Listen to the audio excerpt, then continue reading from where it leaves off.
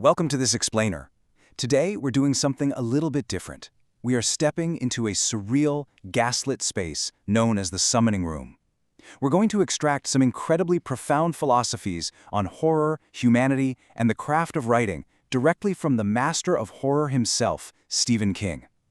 We're basically going to use this deeply atmospheric narrative framing device to unpack the absolute nuts and bolts of fear, and take a really close look at how terror is actually constructed. From slumber's depth and thought's embrace, I call you to this dreaming space. Our journey kicks off with this incredibly eerie invocation dream spell. To anchor himself to this dream state, the narrator, Charles Farrington, relies on just a single, tarnished key plucked from an old manual typewriter.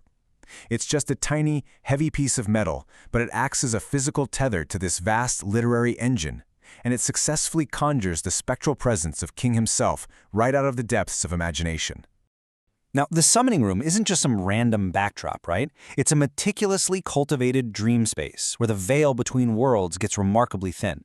The text paints this vivid picture, gaslights casting a warm glow over polished mahogany. And your senses in this space, they are razor sharp. There's even a mischievous parrot named William squawking in the background, warning Charles about the boogeyman. When King finally materializes, wearing a rumpled shirt and jeans, naturally, he's offered a phantom glass of cold cola, which he accepts with just pure, simple pleasure. It's such a brilliant way to ground a conversation about the ethereal nature of writing, blending the supernatural right in with the wonderfully mundane.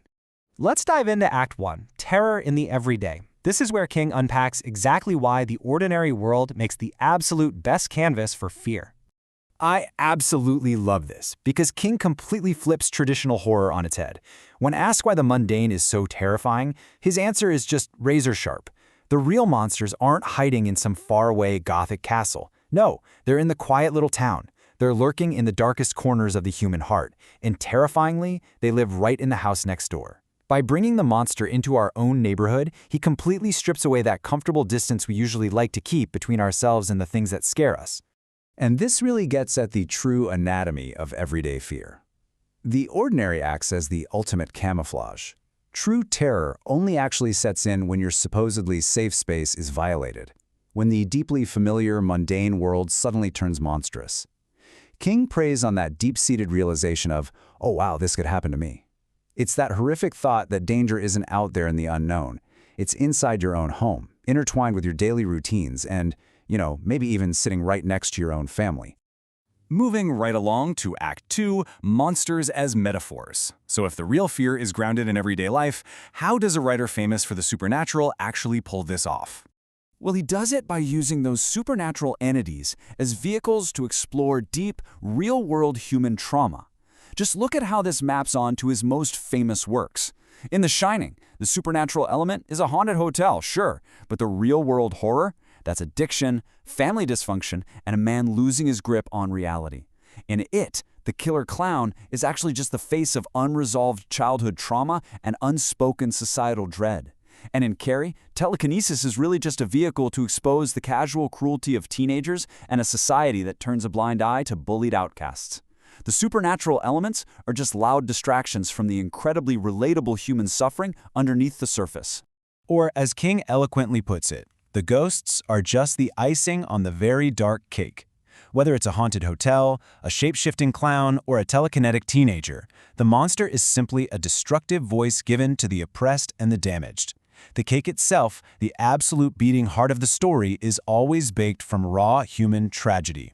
The supernatural is literally just the delivery mechanism for a profound truth that we might otherwise refuse to look at. Which brings us to Act 3, the craft of fear. We're shifting gears from the what of King's horror to the how. How does a master storyteller pull these terrifying narratives out of thin air? Well, central to his relentless process is what he calls the fossil metaphor. Stories, King argues, aren't invented out of thin air at all. Instead, they're pre-existing entities.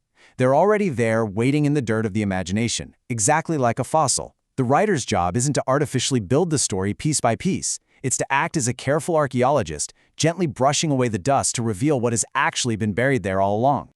This metaphor builds into a surprisingly strict three-step methodology. First, you have to discover the fossil. That's that initial, relentless compulsion to write about an idea that just won't leave your head. Second, you dig it up. And King notes that the trick here is to simply get out of your own way and let the story tell itself. You absolutely cannot force a narrative or impose some artificial structure on it without breaking the delicate bones of the fossil. And finally, once the whole thing is unearthed, you clean it off so you can present it clearly to the world. How do you actually know if the fossil you've unearthed is any good? King admits that late at night, when he's deep in the work, the things he's writing about sometimes feel a little too real, and a cold shiver will actually pass right through him. That visceral, deeply personal reaction is his ultimate litmus test. When it scares you, it'll scare the reader. If the creator isn't feeling the dread, the audience definitely won't either. And when it comes to the actual mechanics of drafting, King breaks it down into this brilliant two-part philosophy. First is writing with the door closed. This is your raw, honest first draft, written entirely for you, the author, without worrying for a second about outside judgment. Then comes rewriting with the door open. This is phase 2, where you meticulously clean up the story and prepare it for the audience. You start in a deeply personal, isolated space to find the truth, and then you invite the reader in to share it. But, all things in the summoning room must inevitably come to an end. The last fine grains of sand and the 2 hourglass on the mantelpiece begin to run out. The dream's strict temporal limits have been reached. King offers a knowing smile, his comfortable clothes start to shimmer and grow translucent, and he slowly dissolves back into the deep shadows of the room, leaving behind nothing but the faint, lingering scent of old paper and the echoes of his advice. Then, boom, the transition back to reality is swift and sharp. The warm gaslight dims, the room blurs, and the narrator wakes abruptly in his own bed. Morning light is filtering brightly through the window, totally replacing the surreal atmosphere of the dream, but the physical proof of the journey is still there. The cool, solid metal of that tarnished typewriter key is resting heavily right on his chest. Instantly, he grabs his journal off the nightstand, desperate to capture this chilling wisdom and profound humanity before it fades away like morning mist. To wrap up this explainer, I really want to leave you with a provocative thought based on everything we've just uncovered today. What mundane fossils are waiting to be carefully excavated in your own imagination? And perhaps more importantly, considering that the true monsters live next door, what completely ordinary fears in your everyday life are you currently ignoring? It is a chilling reminder that the most profound stories and the deepest terrors are usually hiding right in plain sight.